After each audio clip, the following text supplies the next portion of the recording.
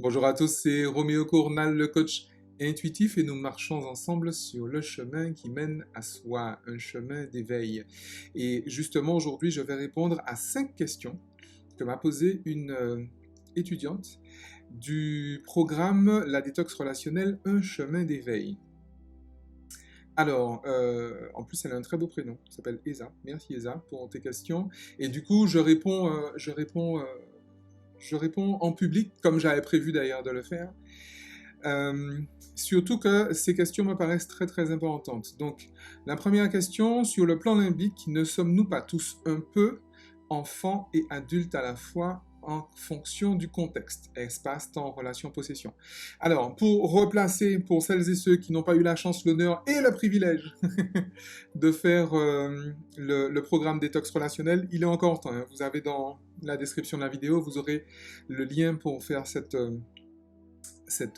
programme.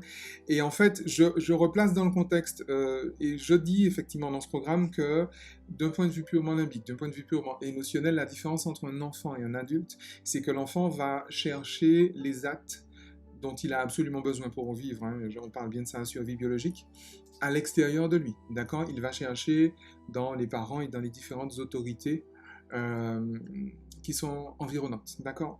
L'adulte, lui, il a renoncé finalement aux actes, donc à l'attention multipliée par le temps des personnes autour de lui, ce qui ne signifie pas qu'il les rejette. Il y a simplement renoncé, il peut simplement juste s'en passer. Il peut choisir finalement les personnes qui lui accordent cette attention. Et je disais qu'effectivement, du coup, un adulte, c'est quelqu'un qui n'a pas besoin de l'attention extérieure, qui a seulement besoin et qui se fournit en acte chez lui. Et ce en quoi je disais justement, il y a très peu d'adultes sur Terre. Et effectivement, la question c'est, ne sommes-nous pas tous un peu enfants et adultes à la fois? Bien évidemment, bien évidemment. Alors, il existe cependant des personnes qui sont alors complètement éveillées, qui effectivement euh, n'ont aucunement besoin de, de, du regard de la validation extérieure, mais alors aucunement. Alors c'est assez curieux, mais il se trouve que la plupart de ces personnes sont généralement des êtres spirituels. En tout cas reconnus comme étant des êtres spirituels, par exemple le Dalai Lama ou des gens comme ça.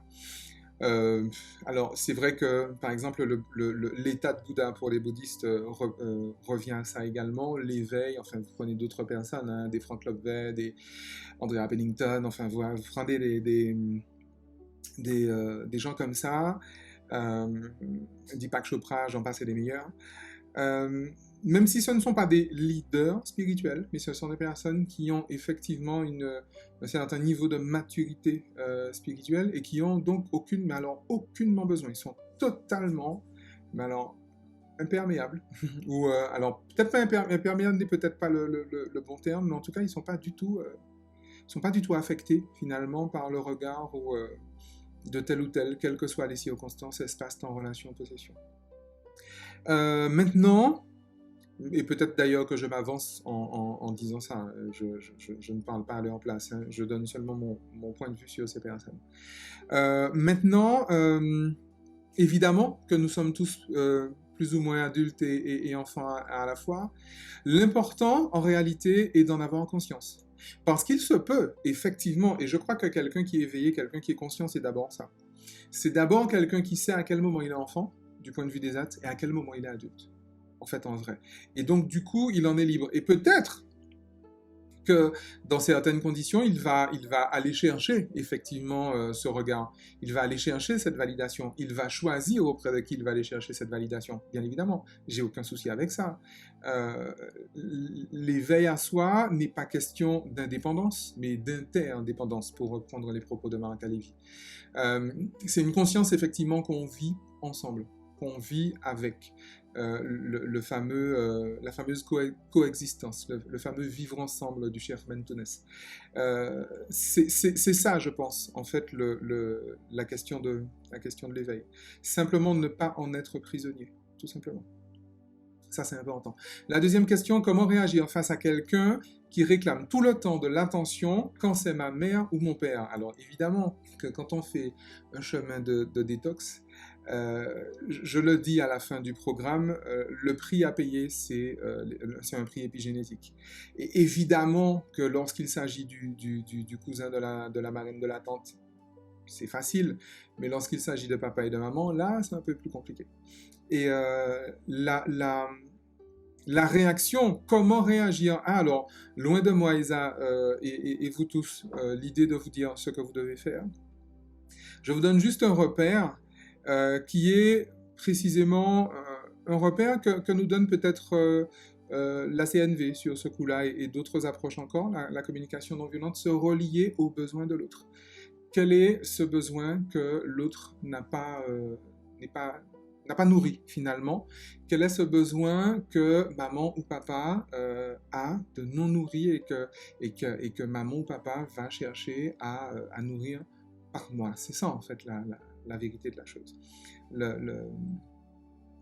L'intérêt même, j'ai envie de dire, de la chose. Ok. Alors, bien évidemment, j'ai bien conscience que je donne une réponse très courte. Je ne croyez pas que je botte en touche. Mais développer sur la CNV là aujourd'hui serait, c'est pas le rôle d'ailleurs d'une vidéo sur YouTube. Et en plus, Isabelle Padovani fait ça beaucoup mieux que moi. Donc très clairement, moi-même, je suis un fervent adepte et un élève, j'ai envie de dire, d'Isabelle Padovani. Donc je vous renvoie vraiment vers elle parce qu'elle aura les mots beaucoup plus justes que moi là-dessus. Et pour le coup, c'est également cette attitude que j'ai, justement, de me relier aux besoins de l'autre. Et voir, puisqu'effectivement il s'agit de son père ou de sa mère, et voir, avoir cette compassion, avoir cette écoute, avoir cette bienveillance, avoir cette empathie, pour savoir véritablement quel est le besoin non nourri de l'autre, sans pour autant se laisser phagocyter. Et c'est là, en fait, qu'est tout l'équilibre, sans se laisser phagocyter. J'ai trop vu, certainement que c'est pas un jugement normatif, mais j'ai tellement vu des personnes qui se laissaient phagocyter par leurs parents sous prétexte que ce sont leurs parents. D'accord? Je ne suis pas certain que ce soit une attitude juste non plus. On s'en reparlera dans une vidéo plus longuement, mais en fait, c'est également tout l'objet du séminaire se libérer libérez-vous de votre éducation. Pareil, je vous mets le lien en dessous. Il est absolument fondamental aujourd'hui d'avoir eu accès à ce genre d'informations. Je ne suis pas là en train de vendre ma cam. Je suis là en train de dire qu'un éveil des consciences passe obligatoirement par là. Et si je le dis de façon aussi aisée, c'est parce que je suis moi-même passé par là et que j'ai approché de multiples écoles. Et le chemin commun est celui-là. C'est la raison pour laquelle je vous dis que je ne vends pas ma cam, mais vous entendrez le même discours, en tout cas le même message, peut-être pas le même discours, mais le même message de la part d'énormément de personnes, dont les personnes que je viens de vous citer tout à l'heure. D'accord? Troisième question, je me sens proche de l'adulte sur le plan limbique, mais quand je suis face à quelqu'un dans lequel je me reflète, je me sens mal à l'aise. Pourquoi? Eh bien pourquoi? Pareil, la réponse est très largement donnée dans le séminaire Libérez-vous de votre éducation. La réponse, alors il y a plusieurs éléments de réponse. L'élément physiologique, ce sont les neurones miroirs, très clairement. Et vous savez, dans ce séminaire, je dis, à chaque fois que je donne ce séminaire, je dis la même chose. En entretien individuel, je dis la même chose. En accompagnement individuel. Le monde est séparé en deux parties. Il y a des personnes qui connaissent et des personnes qui ne savent pas. D'accord? Il est fondamental aujourd'hui de connaître l'aspect neurone miroir des choses. Vraiment, encore une fois, c'est pas le but, c'est pas le rôle d'une vidéo comme celle-là de vous faire le cours, surtout qu'il dure 2 heures. Donc voilà. Mais encore une fois, prenez le temps de vous renseigner là-dessus. Il y a un livre que je recommande qui est celui de Bernard Sensfelder, Vaincre peur et culpabilité. Il y a tous les travaux de Joe Dispenza, il y a tous les travaux de Greg Braden qui sont mes formateurs, hein, je vous l'ai déjà dit X fois. Et tous ces travaux, en fait, je les ai condensés dans ce séminaire Libérez-vous de votre éducation. Donc encore une fois, vous trouverez le lien en dessous. Mais c'est vraiment une question, bien évidemment, il n'y a pas que ça. mais c'est vraiment une question de neurones miroirs. Dans la question de neurones miroirs, se manifestent également les questions des miroirs des relations. Alors, les miroirs des relations, Greg Braden en dénote 7. Donc, autant vous dire que, voilà, c'est une vraie démarche. Hein, d'accord. Mais déjà, ne serait-ce que connaître les 4 premiers, ça, je vous garantis que ça donne sens à 95% de vos relations. Vraiment. Vraiment. Ok, donc les miroirs de ce que je suis, le miroir de ce que je suis, le miroir de ce que je juge, le miroir de ce que je pense avoir perdu, donné ou abandonné. Ça, c'est ne serait-ce que ces trois-là. Déjà, après les autres, on va dans du plus lourd, mais je pense aussi dans du moins fréquent. Mais ces trois-là sont déjà importants. Alors, quatrième question, est-ce que toxicité rime forcément avec agressivité? Alors, non, justement. Et c'est ça qui est particulier, c'est que la toxicité ne rime pas forcément avec l'agressivité. Et là, je renvoie à la grenouille qui ne savait pas qu'elle était cuite de Olivier Clair. Parce qu'effectivement, on peut se retrouver dans une relation hautement toxique sans jamais avoir une once de violence. Parce que ça va être sournois, ça va être subtil, et puis en fait, on peut avoir, et c'est là l'inconvénient d'être très adaptatif, très adaptable, c'est que justement, l'eau augmente d'1 degré, ben on s'adapte. On fait le batracien, on s'adapte. Et puis plus tard, l'eau augmente encore d'1 degré, mais on s'adapte. Parce que c'est facile de s'adapter à 1 degré supplémentaire. C'est hyper facile. Sauf qu'au bout du chemin, on s'est adapté à 70 degrés supplémentaires. Et à la fin, on n'a plus, en fait, la force de s'en sortir. Okay, c'est là que vont arriver des malaises et maladies, c'est là que va arriver le burn-out, c'est là que va arriver le pétage de plomb, c'est là que vont arriver énormément de choses, ou la pathologie, enfin le truc, la maladie auto-immune, enfin le truc qui sort de nulle part. C'est là que ça va arriver. Donc, effectivement, toxicité ne rime pas forcément avec agressivité.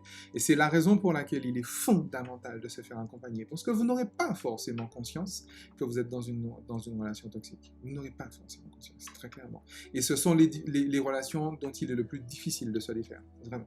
Vraiment. Et puis, dernière question, que se passe-t-il quand à la naissance, le transfert n'a pu se faire du placenta vers la mère? Merci. Merci vraiment beaucoup, Esa, pour ces questions. Je vous encourage vraiment hein, à me poser ces questions parce que vraiment, ce sont des questions qui enrichissent énormément le propos et je suis très, très, très, très heureux d'aborder ça avec vous. Donc, elle dit entre parenthèses, mère dans un état comateux à la naissance ou décédée. Alors, Esa et les autres. Le transfert placentaire, j'en parle également dans la détox relationnelle, dans le programme La détox relationnelle, fondamental. Ça aussi, les travaux de Ginette Forget, fondamental. Vraiment. Si vous voulez comprendre quelque chose à votre vie, vraiment, vraiment, prenez le temps de faire cette démarche-là. Parce qu'autrement, ça reste un vœu pieux, ça reste un carnaval. Hein, vous connaissez mon expression. Ça reste vraiment du carnaval que vous faites si vous ne prenez pas le temps d'aller mâcher ce genre d'informations. Le transfert placentaire se fait, comme tous les transferts d'ailleurs, complètement inconsciemment. Et pour le coup, la mère n'a pas besoin d'être vivante pour faire un transfert dessus. Et ça, c'est fondamental. C'est hyper important à savoir. Vous savez, j'ai la chance, l'honneur et le privilège d'accompagner en ce moment des personnes qui sont nées sous X et des personnes qui ont été adoptées. Mais c'est juste un bonheur sans nom d'accompagner des personnes comme ça. Quand bien même le parent, la mère pour le coup, aurait été, et d'ailleurs, certainement, surtout, lorsque la mère est physiquement absente.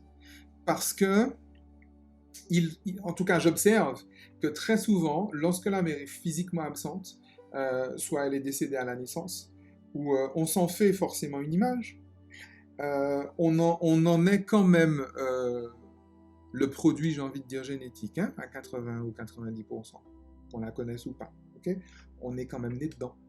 On a été conçu dedans, j'ai envie de dire. Hein, donc, okay, il y a un patrimoine génétique qui est partagé, qui est très très fort. Donc, okay, et le transfert placentaire, justement, c'est-à-dire qu'on va avoir, avec un transfert, c'est ça, hein, on va avoir avec sa mère la relation que l'on souhaite avoir avec soi.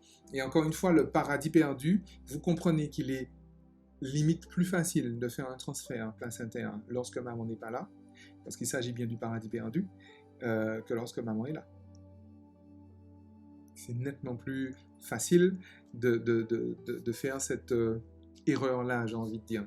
Alors, pour celles et ceux qui n'auraient pas compris mon histoire de transfert placentaire, vraiment, je vous renvoie à ce programme, la détox relationnelle. Je vous renvoie aux travaux de Ginette Forget. Vous allez en trouver sur, sur YouTube. Merci encore pour ces séries de questions. Alors, bien sûr, je m'adresse à tous les autres étudiants. N'hésitez pas à me poser effectivement des questions, ne soyez pas timides. C'est vrai que souvent, j'ai des retours, mais qui ne sont pas des questions franches en fait. Donc n'hésitez pas. C'est vrai aussi que j'ai eu l'occasion, sans pour autant l'indiquer, de répondre à des personnes de ces programmes, à des étudiants de ces programmes, sans pour autant indiquer que je faisais une réponse à ces étudiants-là. Donc là, je vais le faire certainement plus systématiquement à l'avenir. Donc vraiment, à tous les étudiants de mes programmes, posez les questions en privé comme ça et je répondrai bien volontiers en public, parce qu'effectivement, je crois que ça concerne tout le monde. Je vous remercie et je vous dis à tout bientôt. Et bien évidemment, puisque la détox relationnelle, un chemin d'éveil, libérez-vous de votre éducation pour précisément marcher sur le chemin qui mène à soi. C'est une excellente façon, et à mon avis, c'est une façon incontournable de bien s'amuser. Ciao.